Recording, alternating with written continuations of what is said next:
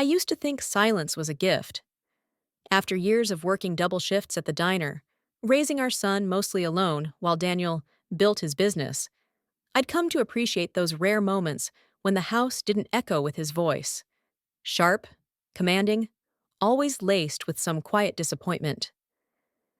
That Friday morning was unusually calm. Daniel had packed in a rush, muttering about his mother's blood pressure and how she needed someone who actually gave a damn. He barely kissed me on the cheek before slamming the front door. His suitcase wheels clattered down the porch steps like a starting pistol. I should have been relieved. Instead, I stood frozen in the kitchen, still holding my coffee, watching steam rise like breath from a dying animal. It wasn't until Noah padded in, clutching his threadbare stuffed fox and whispering, "Mom, we need to run," that my stomach dropped. He wasn't smiling. I crouched down, brushing the hair from his forehead. "Sweetheart, what do you mean?" He looked over his shoulder, eyes darting toward the hallway. "Come," he whispered. "I found something. You're not gonna like it." Children play. They imagine monsters in closets, draw swords from broomsticks. I thought that's all it was. Maybe he had found an old Halloween prop or one of Daniel's weird hunting knives. But when he led me to the garage and pointed at the red toolbox, Daniel's sacred place, I hesitated. We weren't allowed to touch it. Ever. Noah lifted the lid. At first, I only saw the usual: screwdrivers, pliers, a roll of duct tape. But then he moved the top tray. Beneath it lay a stack of photos. Printed, glossy, tucked into a plastic bag with rubber bands. My heart thudded in my throat. The pictures were of me, sleeping, showering. One with my back turned in the kitchen, wearing only a robe. Some of the angles were from up high, as if from a corner of the room. I gasped. Noah jumped. "Why did Daddy take these?" I didn't have an answer, but I knew we had to leave.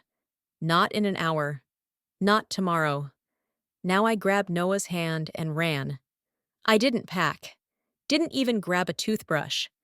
I shoved my phone into my back pocket, scooped Noah's coat from the hallway hook, and yanked open the garage door. I hadn't driven in weeks. Daniel preferred it that way. He said I was too anxious behind the wheel, that I didn't focus, that it was better if he handled the errands. But my hands remembered. They shook as I turned the key. The engine of the old Chevy groaned like it too, was waking from a long silence. "Seat belt, sweetheart," I whispered, and Noah obeyed instantly, his face pale and serious in the morning light. We backed out of the driveway slowly, carefully. I didn't even glance at the neighbor's house, though I wondered, had they seen anything? Did they know? Once we were 2 blocks away, I exhaled for the first time. I could still smell the plastic bag that had held those photos. Still hear the click of Daniel's camera shutter, though I'd never actually heard it before. "Where are we going, Mom?" His voice was small, too small for a 6-year-old. "I don't know yet," I said honestly, and I didn't. I hadn't spoken to anyone outside of Daniel's circle in months. The last friend I had, Tracy, Daniel had told me was a gossip, someone who would twist my words and make trouble. I believed him at the time. I always did. But as I drove, my mind sorted through what remained of my life outside him.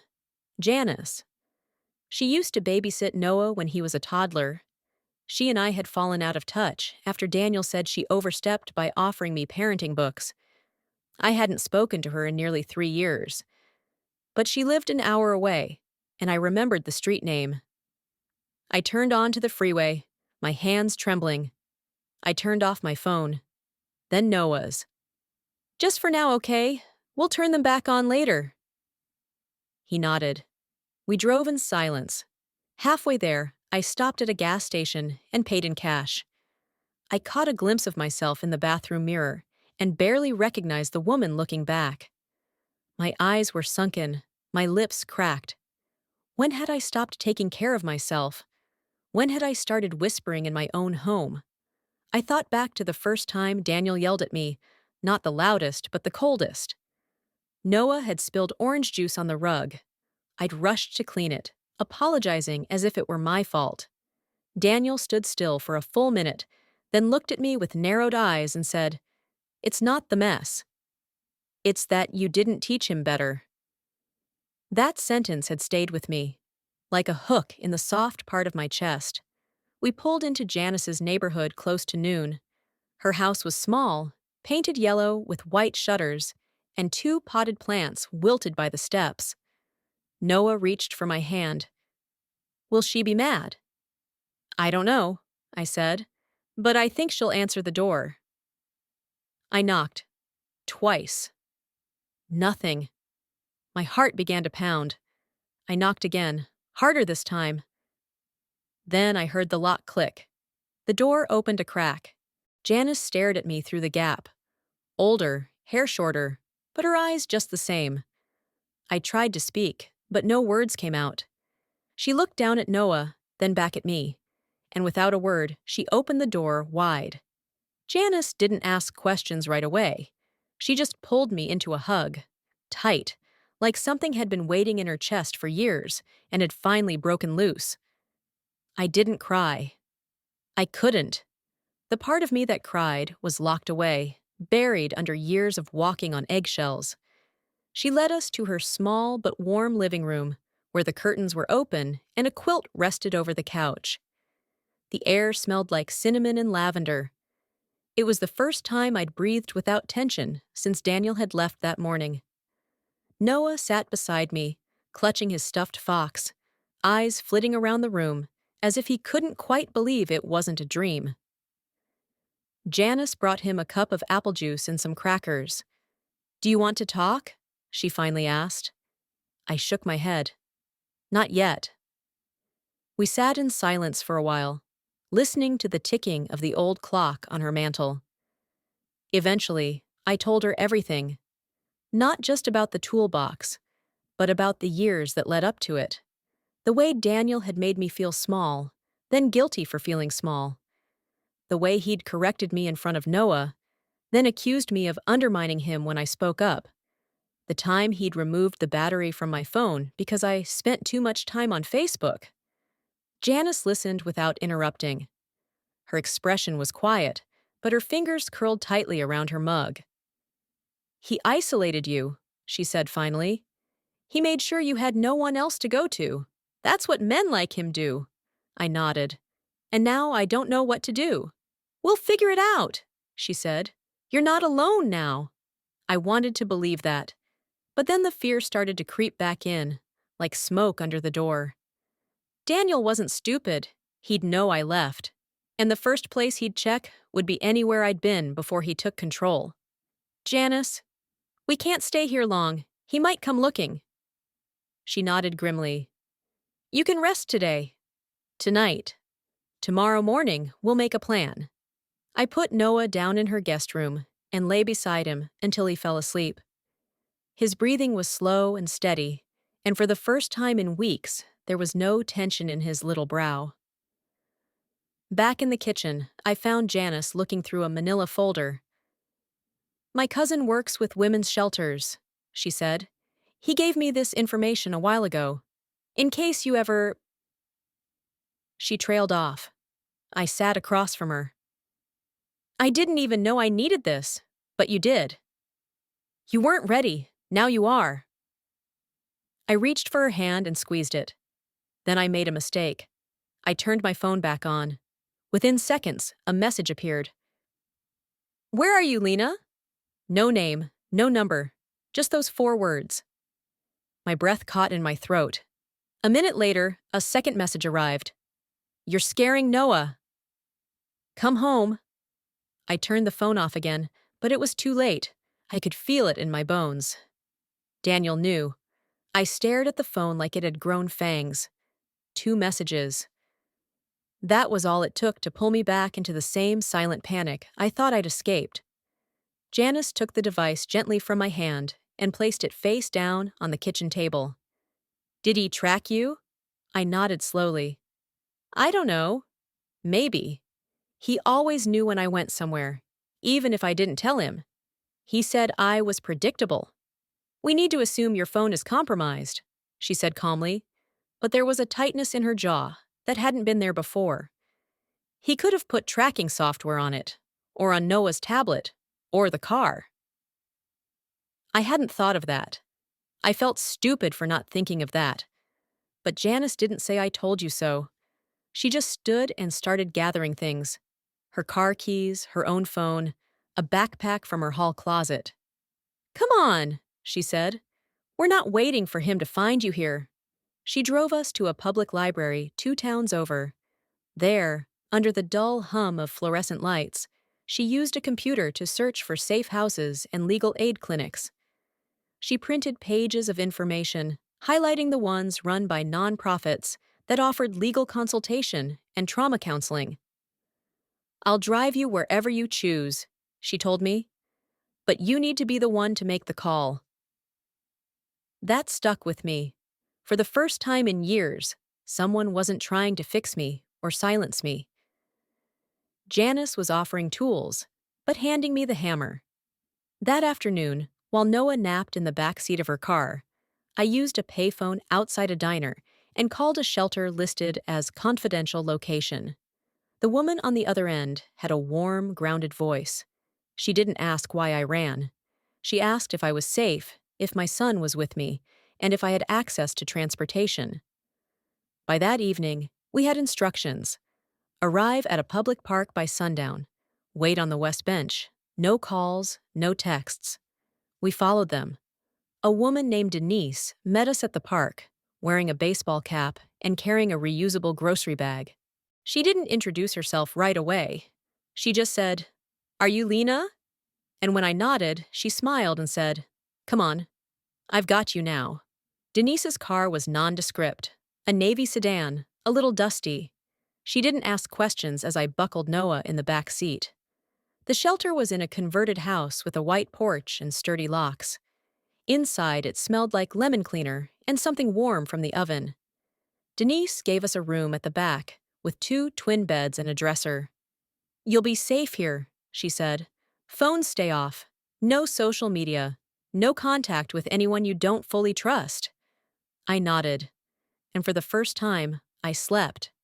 I mean real sleep, the kind that doesn't come with one ear open. But peace is brief when you've lived in survival mode. The next morning, while Noah was eating cereal with the other children in the communal kitchen, Denise knocked gently on our door. "We need to talk," she said. "Your husband filed a missing persons report." I felt my knees weaken. What does that mean? It means he's playing the good guy, making it look like he's worried. It's standard for men like him. "And if the police find us?" "We're protected here, but you need to start thinking long term." Long term.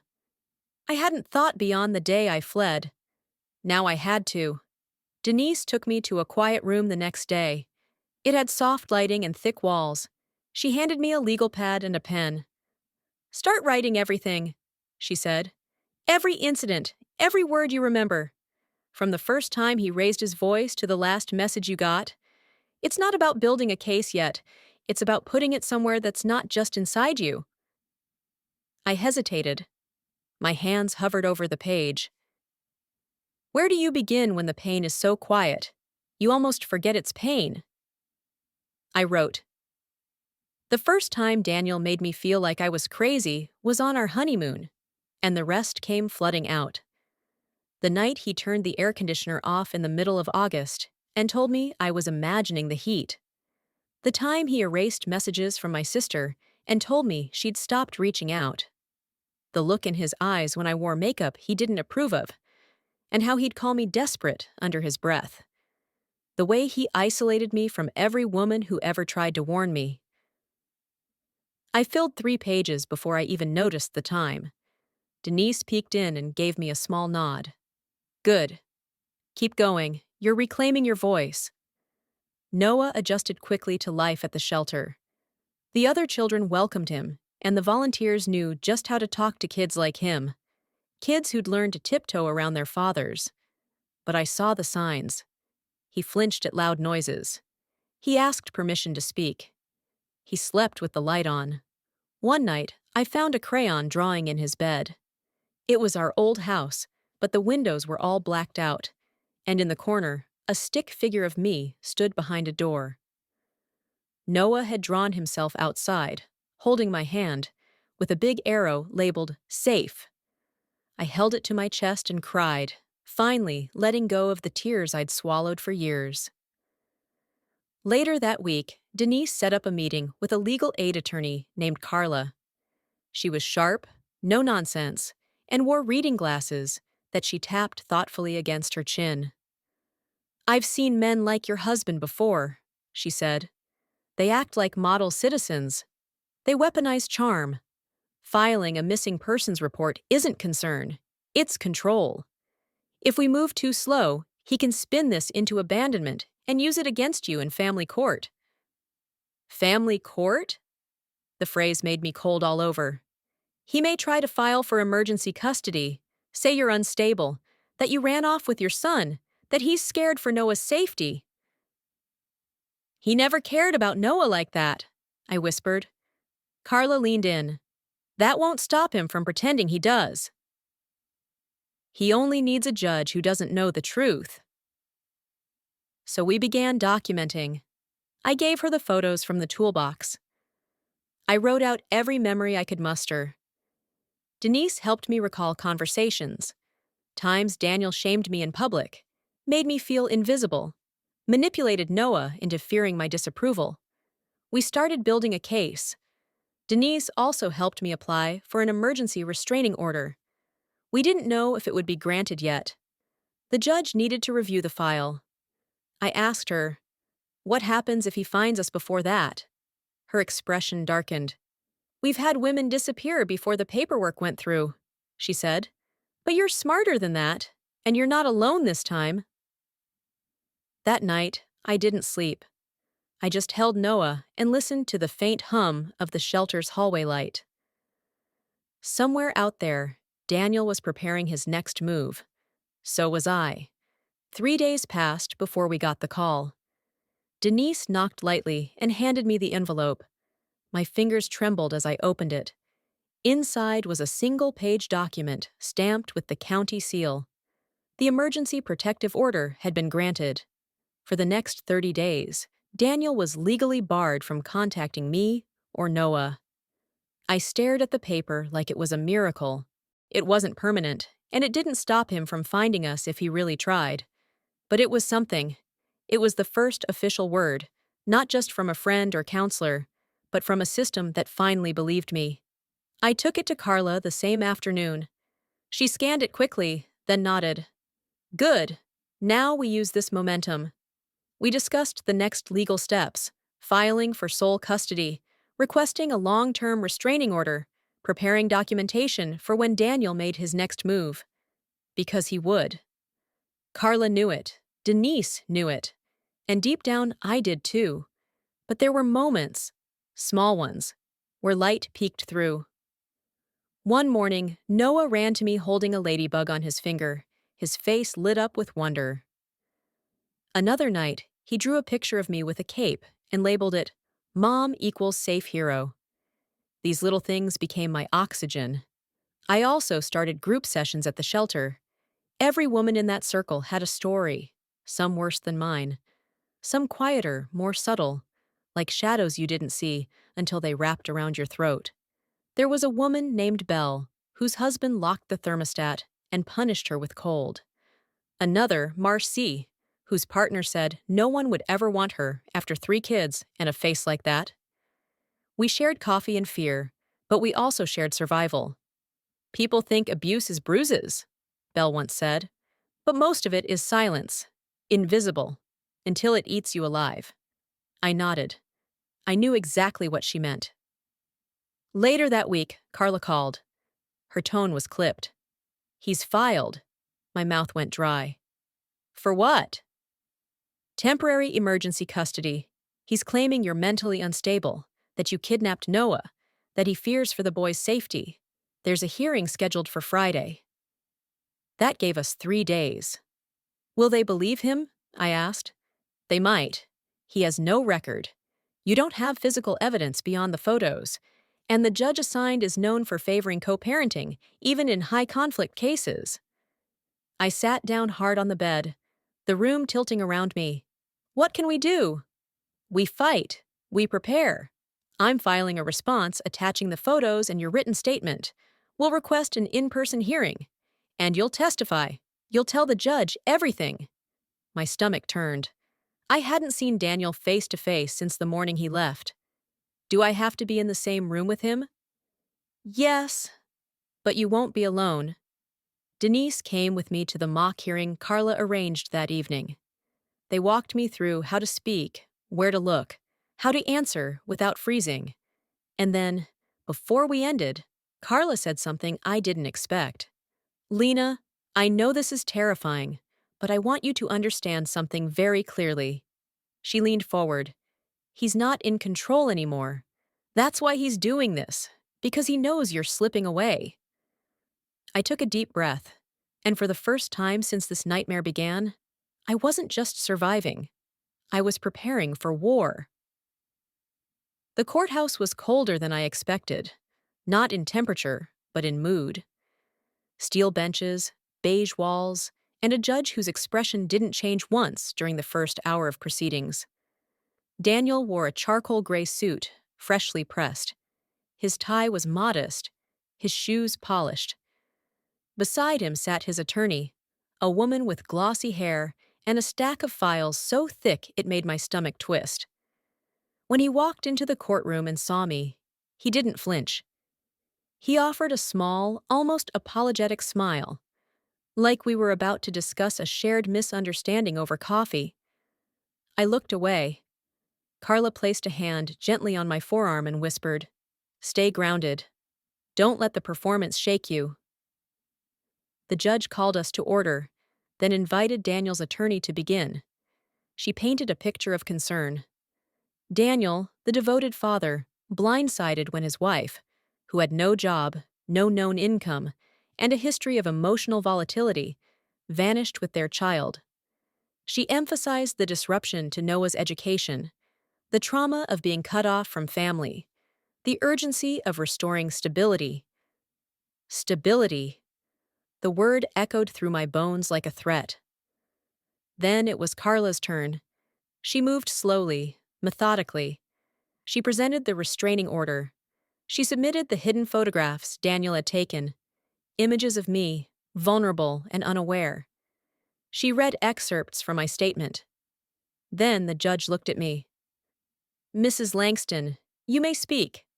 My knees trembled as I stood. I didn't look at Daniel. I couldn't. "I'm not mentally unstable," I began, my voice shaking. "I left because I was afraid. Not just for myself, but for my son. Daniel, he never hit me. That's true. But he hurt me every single day," I went on. About the photos, the gaslighting, the control. The way I disappeared into myself until I couldn't remember the sound of my own laughter. I saw something flicker in the judge's eyes, but his face stayed unreadable. Daniel finally spoke. He stood, hands clasped in front of him, and said all the right things. That he regretted any hurt his wife felt, that he only wanted to support her mental health journey, that he missed his son dearly. He even cried. I don't know how he did it, but he cried. 2 perfect tears. It was the same performance I'd seen at our wedding, when he told the story of how we met, and people swore he was the sweetest man alive. For a moment, I thought the judge believed him. But then he said, "Temporary custody will remain with Mrs. Langston until the full custody hearing in 2 weeks. The child's current placement appears stable. Supervised visitation for Mr. Langston is permitted upon coordination through the court." Daniel's jaw tightened. It was quick, but I saw it. That crack in the mask. Outside the courtroom, Carla pulled me aside. "You did exactly what you needed to do," she said. "You told the truth. That's harder than it sounds in cases like this." But I wasn't relieved.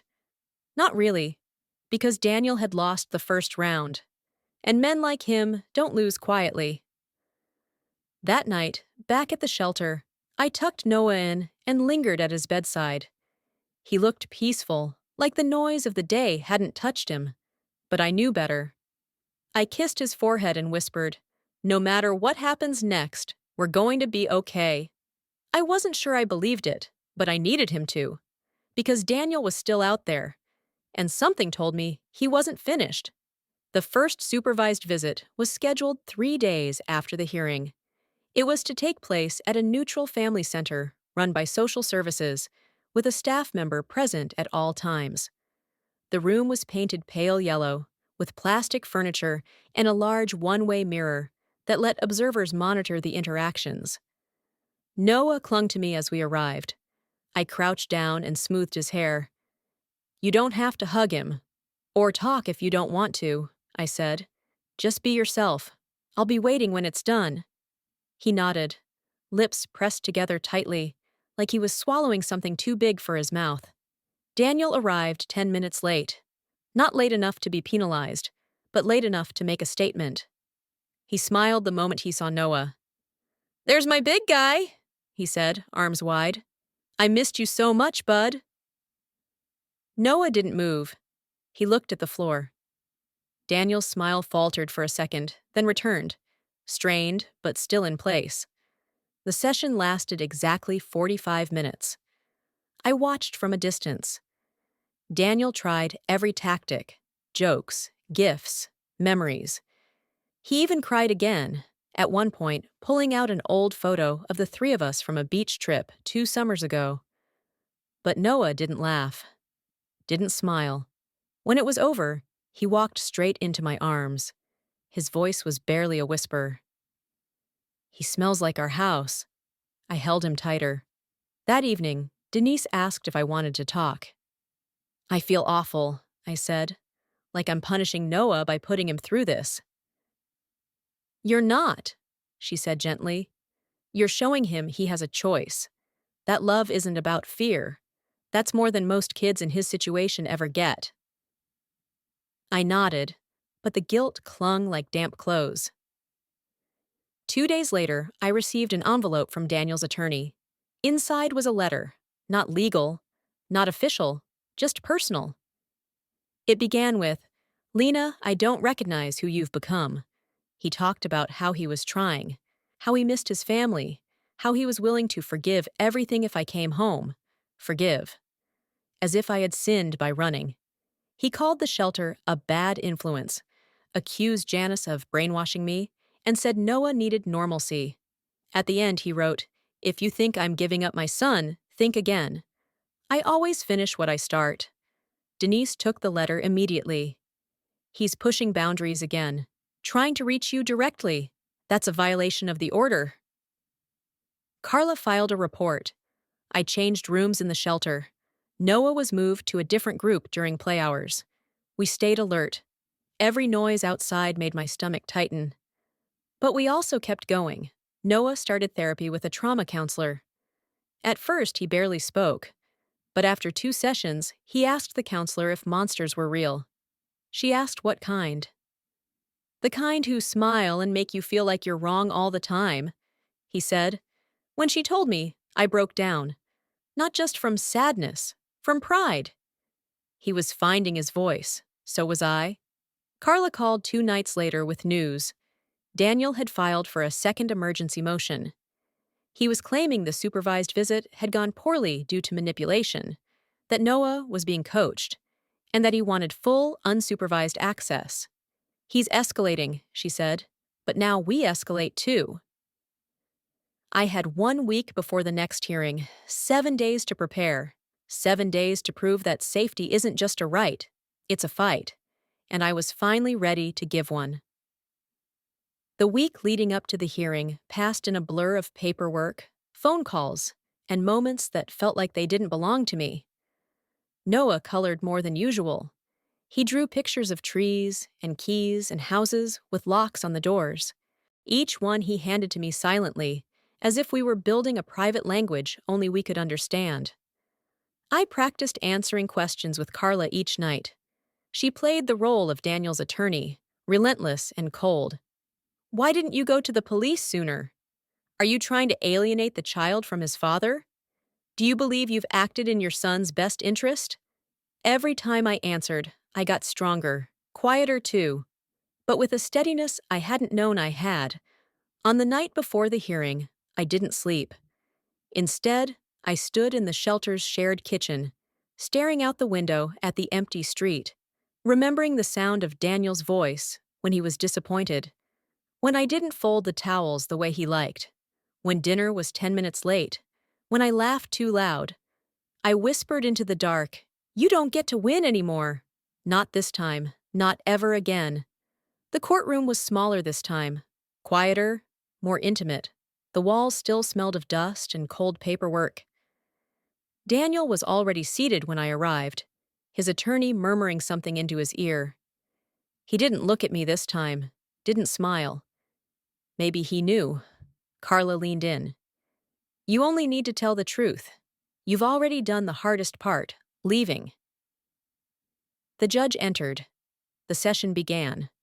Daniel's attorney launched into a speech about paternal rights, about a boy needing a father, about stability and structure and redemption. But this time, there were no tears from Daniel, only silence. Calculated, rehearsed silence. Then it was my turn. I stood. The courtroom faded. "I'm not here today because I want to hurt anyone," I began. "I'm here because my son deserves to grow up without fear." I described the toolbox, the photos, the quiet cruelty, the ways Daniel had made me feel like I was disappearing, bit by bit, until my son was the only thing anchoring me to reality. I read a quote from Noah's therapist, submitted in writing. Noah demonstrates classic trauma responses, consistent with long-term emotional distress and coercive control in the home. When I sat back down, Carla squeezed my hand once. The judge recessed for 40 minutes. We waited in the hallway, pacing. Denise had come too, standing at a respectful distance, arms crossed like she was holding me upright from afar. Then the bailiff returned. We re-entered the courtroom. The judge's decision was brief, but his voice was steady. "Custody will remain with Mrs. Langston. Mr. Langston is to have no contact until further evaluation by court-appointed psychological professionals. A long-term restraining order is hereby granted." I didn't cry. Not right away. But when I walked out of that courthouse and saw Noah waiting for me with Denise, his small arms wrapping around my waist, I exhaled for the first time in what felt like years. Weeks later, we moved into a small rental with blue shutters and a view of a quiet street. I started a part-time job at the community center. Noah started school. On his first day, he wore a cape and called himself Brave Kid.